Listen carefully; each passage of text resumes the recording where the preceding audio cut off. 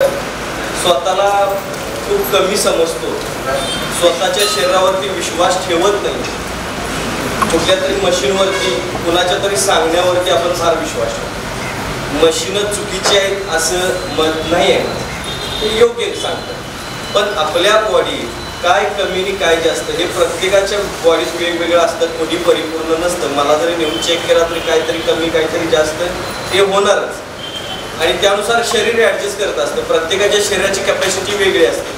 कुणाचं एक चपाती खाल्यानंतर पोट भरतंय, कुणाचं आता माझ्यासारखे 10 खाल्लं तरी भरत नाही, काय करायचं? बरोबर आहे ना? प्रत्येकाच्या शरीराची कॅपॅसिटी वेगवेगळी असते. कुणाचा BP 160 वर असतो पण त्याला त्रास काहीच नसतो, म्हणजे त्याला शरीराला त्याच्या सवय असते. पण त्यासाठी औषधं खायचीत का? एखाद्याची शुगर लेवल 300 350 पर्यंत जाते पण त्रास मात्र काहीच नसतो. मग उगाच आपण औषधं खायचीत का? जेव्हा त्रास होईल तेव्हा बघू. आजार कधी मान्य करायचा? मान्य करायचा म्हणजे विचार करायचा कधी. एखादं लक्षण 1-2 लक्षण दिसलीत आपल्याला आजाराची, एखादं असलं तरी पण काय मान्य करायची गरज नाही. पण एका दुसरं लक्षण आलं आपल्यामध्ये तर आपण विचार करायचा. आमच्यात लक्षणं काहीच नसतात आणि आम्ही फक्त काय करतो, रिपोर्ट बघायचे, त्याच्यावरती चालायचं. तुम्ही काय गॅसवरती पेट्रोलवरती चालणारे काही साधनं आहात का? तुम्ही काय रोबोट आहेत का? मशीन आपलं काम करते, ते रोबोट आहे. त्याला ज्या प्रोग्रामिंग फिक्स केलेलं असतं की चला BP 80 ते 120 पाहिजे, त्याच्यापेक्षा जास्त असलं दाखवणार, कमी असलं दाखवणार. ते औषध देते का मशीन? बरं, लक्षण आहेत का तुमच्यात ते बघायचं. मी पाया पडतो, सगळ्यांच्या विनंती करतो, लक्षण असल्याशिवाय कुठलाही आजार मान्य करायचं नाही आणि एका लक्षणावर घाबरायचं नाही. नाहीतर जरासं कुठं विकनेस आला की मला कॅन्सर झाला का काय म्हणतात माणसं, त्यापेक्षा मरत चाडते. किती घाबरायचं? बरं, घेऊन 200 वर्ष कोण जगलाय का? घेऊन जगलाय का? खरं सांग. न भिणारे बिंदास्त आहे, न भिणाऱ्यांना कोरोना पण झाला नाही, काय सांगायचं? म्हणजे धाडच पाहिजे. एवढा मोठा आजार आला, त्यात बरीच लोक घाबरली नाही, त्यांना कुठं झालं? आणि जी घाबरली त्यांना नक्कीच झालं. आणि सरकार पण सांगितलं घाबरू नका, धाडस ठेवा. आमच्याकडे धाडसच कमी पडायला लागले, काय करायचं? धाडस वाढवा. आयुष्य परत नाही. वेळ आल्याशिवाय तुम्ही मरणार नाही. जोपर्यंत तुमची वेळ येत नाही तोपर्यंत तुम्हाला कुणी मारू शकत नाही. आणि वेळ आल्यानंतर माझा बाप जरी वर्ण आला तरी तुम्हाला ते थांबवू शकत नाही. हे ठरलेलं आहे. साधे गणित असतात मुली. पण आम्हाला काय करतोय, नाही जरा एक्स्ट्रा जगायसाठी जी धडपड करतो ती करा, पण योग्य मार्गाने करा, योग्य ती करा. त्याच्यासाठी व्यायाम करा, त्याच्यासाठी आहार व्यवस्थित घ्या. जेवायचं नाही, नुसता चहा प्यायचं. कोण भेटलं की आपलं चला चहा घेऊया म्हणलं की गेलाच, चला हे करूया म्हणलं की कोण म्हणला जाता जाता चला वडा खाल्ला, कुणी पिझ्झा खाल्ला, कुणी बर्गर खाल्ला, आणि नंतर सगळं मग ते कळतंय सकाळी गेल्यावर बाहेर येता येत नाही, ते इकडे साठायला लागतंय पोटावर. पिझ्झा बर्गर खाणाऱ्यांचं पोटा सापडतो. भाकरी खावा, शिळी भाकरी खावा. बघा सकाळी मोबाईल चालू करायच्या अगोदर बाहेर येतात, नाही मोबाईल घेऊन जातात तो लोक तिकडे बसायला. काय सांगायचं? काय काय लोक तिथंच फोन होतं जरा वेगळ्या ठिकाणी मीटिंगमध्ये दुसरीकडे फोन करतो, थोड्या वेळ फोन करतो थांब जरा मीटिंगमध्ये. आता कशाचं मीटिंगमध्ये? नाक करून बोलतोय मीटिंगमध्ये, म्हणता की नाही सांगा? 100% कोण आहे पण म्हणतेच. मला अनुभव आहे. परवा एकाने स्वच्छ मान्य केलं, मी पण मोबाईल घेऊन जातोय, आलं की मीटिंगमध्ये नंतर फोन करतो. तर अशा गोष्टी लक्षात ठेवा. आयुष्य सुंदर आहे, अजून सुंदर बनवू शकतो. दवाखान्यात जाऊन औषध खाऊन नाही बरं का. बिंदास्त राहा. बिंदास्त राहिलं ना, इतर प्राणी पक्षी विचार कमी करतात आजारांचा, म्हणून त्यांना आजार काय होत नाही. पण आम्हाला मात्र रात्री झोपताना उद्या सकाळी मी उठतोय का नाही, रात्रीत मेलो तर काय, माझ्या मागच्यांचं काय, माझ्या पुढच्यांचं काय. तुमच्या संग कुणी मरत नाही. तुम्ही मेलात की दुनिया गेली, लक्षात घ्या. पण जोपर्यंत तुम्ही आहात तोपर्यंत तरी जागा. आयुष्य काढता कशाला? आयुष्य काढत राहायचं, म्हणून काढण्यापेक्षा जगा. आयुष्य सुंदर आहे खरंच, मला हेच दुखतंय, माझं हेच दुखतंय, माझं तेच दुखतंय. मग काही लोक दुखणं अजिबात थांबत नाही म्हणून दारू प्यायची. मग तेवढी रात गई म्हणजे झालं, दिवसाचं काय करणार. काही लोक दिवसाची पण लेवल लावतात, त्यानं प्रॉब्लेम सॉल्व्ह होतात का. टेन्शनमध्ये आहे म्हणायचं दारू प्यायचं, जातं का टेन्शन. त्यानं टेन्शनमध्ये आहे तर त्याच्यासाठी काम केलं जातं. काम केलं सगळ्या टेन्शनमधून आपण दूर जाऊ शकतो. विचारातून थोडंसं बाहेर घ्या. अनावश्यक विचार आपण 97% करतो, गरजेचे विचार 2-3% असतात. 2% गरजेचे, 1% असेच असतात. याचा काय अर्थच नाही. आणि ह्यात काय होतं की माणूस हसायला विसरतो. हल्ली बघितलं तर कोण हसत नाही. आमच्या लहानपणी मला सगळी म्हणायचे, काय हसतोस, काय दात काढतोस म्हणायचे. मुली हसायला लागल्या तर म्हणा, काय दात काढतासा, दुसऱ्याच्या घरात जायच्या पूर्वी तुम्ही एवढी दात काढतासा. असं की आमच्याकडून फलफला असायचं, म्हाताऱ्या म्हणायच्या. पण हसणं किती गरजेचं आहे आणि किती योग्य आहे हे काय सांगतो तुम्हाला. पोटात दुखेपर्यंत हसलं म्हणतो, म्हणजे पोटाचा व्यायाम किती होत असेल हे विचार करा. पचन संस्था किती चांगली चालते, लाळ ग्रंथी सगळ्या ओपन होतात, ब्लड सर्क्युलेशन सगळं ठीक चालतं. लाल म्हणजे लाल होतो ना, चेहरा लाल होतो बघा हसून हसून, म्हणजे ब्लड सर्क्युलेशन किती छान चालतं. हसणाऱ्या माणसाचं ब्लड सर्क्युलेशन छान चालतं. हृदयात ब्लॉकेजेस असतील काय असतील त्याच्यामुळे निघून जाऊ शकतात प्रेशरनं. म्हणजे इकडनं प्रेशरनं पाणी मारलं की तिकडनं त्याची घाण निघून जाते, जातो सगळ्या कोलेस्ट्रॉल हे ते कमी होतं. पण हल्ली काय झालंय का कळत नाही मला, त्या गाईच्या शेणानं, गाईच्या म्हशीच्या शेणानं सारवल्यासारखी तोंड आहे.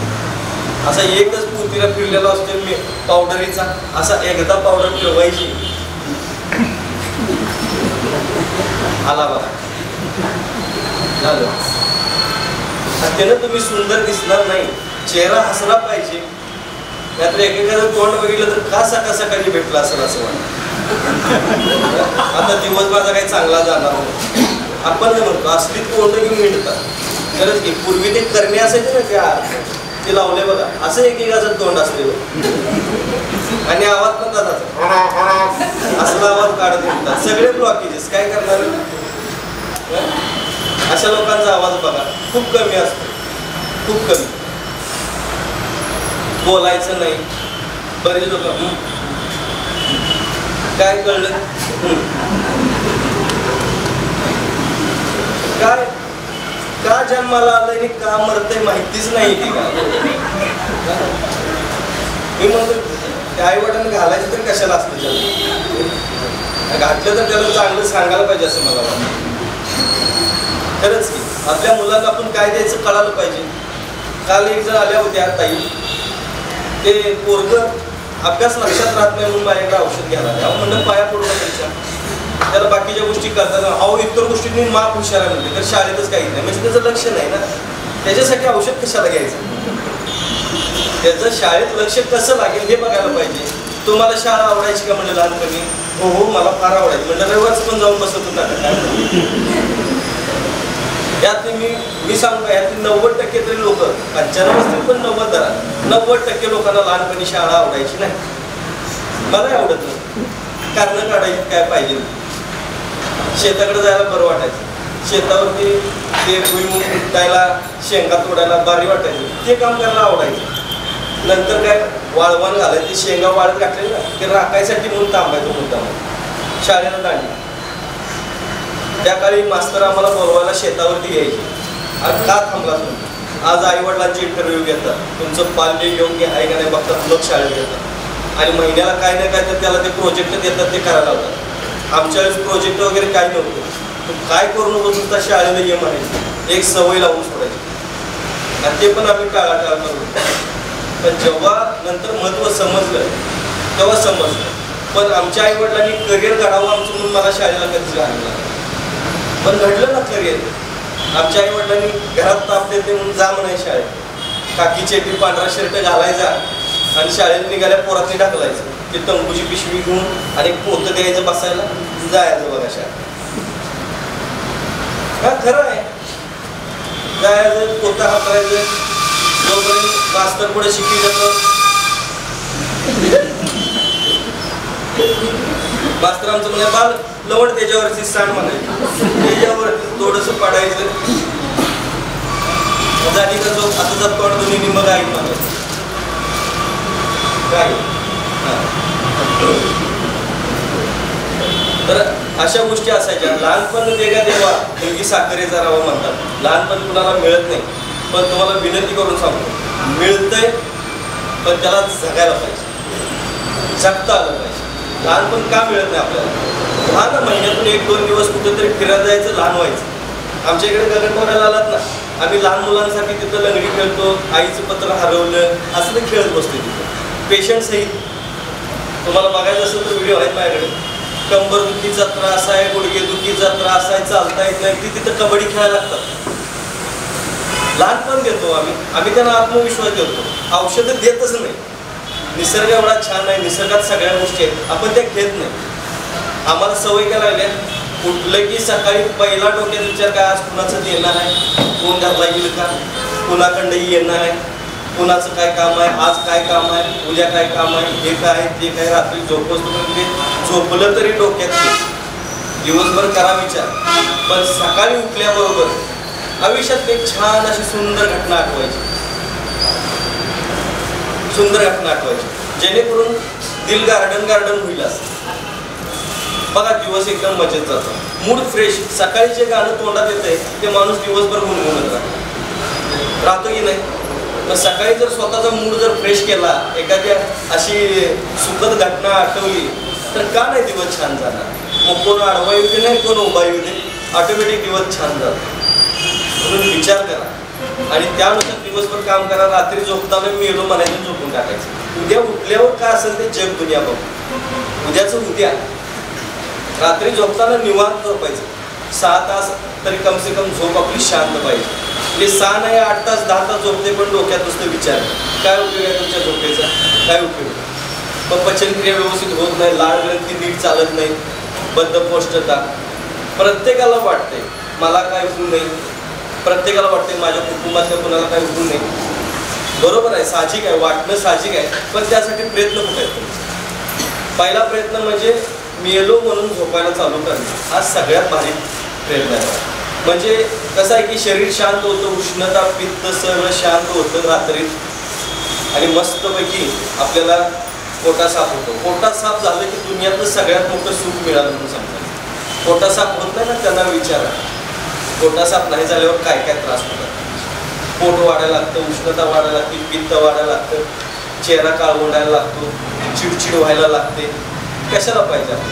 म्हणून हसत खेळत राहा, आनंदी राहा. आयुष्य पुन्हा पुन्हा नाही, एकदाच जन्माला यायचं आहे, एकदाच मरायचं. परत परत आहे का आयुष्य?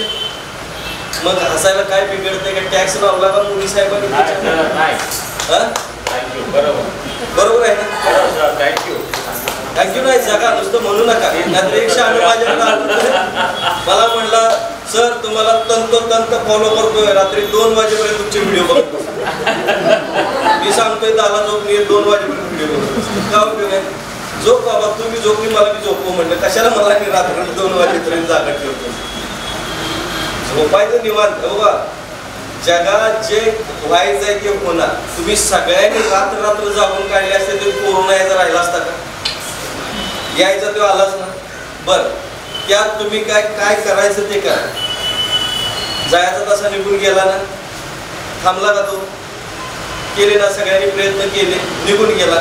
कुणी प्रयत्न केले नसते, कदाचित आज नसला तर उद्या नसला तर निघून गेलाच असता. कारण या पृथ्वीवरती काही असेल कायमस्वरूपी नाही आहे, काहीच नाही. पण आपण ठेवू शकतो आपलं आयुष्य चांगलं जे ठराविक दिलेलं आहे. कुणाला 10 वर्षे, 20 वर्षे, 30 वर्षे, 40 वर्षे, 50 वर्षे. आता 100 वर्ष म्हणायचं फार कठीण झालं. पण मानवी आरोग्य, मानवी जीवन हे 100 वर्षाचं आहे. मानवाचं आयुष्य आहे ते 100 वर्षाचं आहे. आता 50, 60, 70 मध्येच तिकीट काढून जायला लागलं का? काही कोणाष्ट लोकांवर जायचे, जागा ना. बरं घाई नाही तर मग दवाखान्यात जाऊन कोण 200 वर्ष जगलाय का? हा सांगा. म्हणून नैसर्गिक जर तुम्ही जीवन जगला तर निसर्गाप्रमाणे तुम्ही एकदम प्रसन्न राहाल, नेहमी एकदम हिरवेगार राहाल, नेहमी तरुण राहाल, आणि ते राहायला पाहिजे. त्यामुळं हसणं गरजेचं आहे. 2 गोष्टी सांगेन. पहिली गोष्ट आहे वाढतं किडनी फेल्युअरचं प्रमाण बघितलं. किडनी फेल होणं हे प्रमाण फार वाढायला लागलंय. मोस्टली ज्यांना शुगरचा त्रास आहे, शुगरच्या त्रासामुळं किंवा शुगरचे जे पेशंट्स आहेत, तर यांना पुढं जाऊन जास्त करून किडनी फेल होण्याचं प्रमाण हे जास्त आहे माझ्याकडे येणाऱ्या लोकांना. तर त्यांना सांगतो आणि तुम्हालाही सांगतो की किडनी फेल जाऊ नये म्हणून थोडीशी काळजी घ्यायची. त्याच्यासाठी थोडासा खर्च आहे, खर्चिक इलाज आहे, पण करायला पाहिजे. कोण कोण करणार सांगा? खर्च आहे का? 2-3 4-5 लोकांच्या हातात ठीक आहे, बाकीचे करू नका. ज्यांना सांगितलं त्यांनी करा.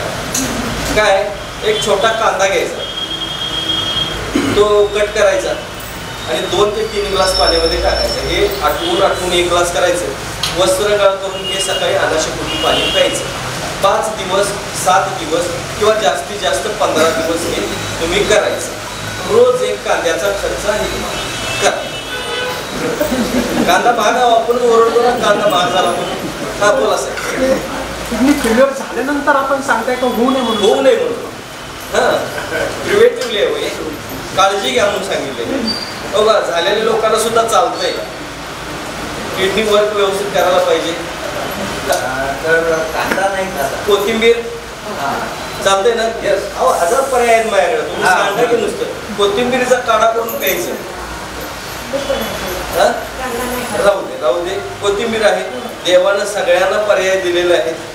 प्रत्येक गोष्टी एका आजारावर 100 इलाज कमसे कम आहेत आपल्याकडे, पण त्यातलं एक पण आम्हाला माहीत नाही. आमच्या भारताचा आहे, आयुर्वेद आपला आहे आणि आम्ही काय करतो, आपल्याला काही किंमत नाही, घरच्या देवाला किंमत नाही. बालाजीला जाऊन 4 वेळा चक्की करून येते. अशी वाढायला लागली की तोवर जाऊन बोटा करून येते, अशी वाढाली तर बोटा करून येते. कारण घरातल्या देवाला नमस्कार करत नाही, काय उपयोगायचा?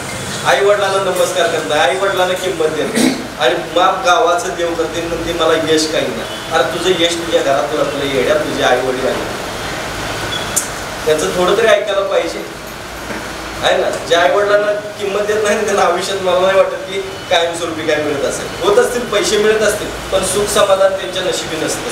कारण समाधान काय आहे ते बघायचं असेल तर आईच्या चेहऱ्याकडे बघितल्यावर कळते. आणि कर्तृत्व म्हणजे कर्तव्य काय आहे किंवा ह्या जगात आपण कशासाठी आलो ते वडिलांकडे बघितल्यानंतर कळतं. हे समजून घेण्यावरती आपण असतो. म्हणून विनंती करतो, राहू दे तिरुपतीला जायचं, घरात कधी तर नमस्कार करत चालला बस, बाकीचं काय